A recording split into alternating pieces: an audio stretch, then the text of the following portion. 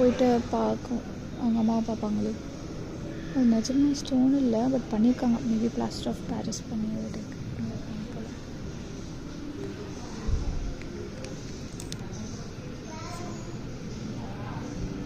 இது நாயா என்னது இது பயங்கரமாக இருக்கு. அதான் மனுஷன் எப்படி நிற்கிறார். Net stocks 2.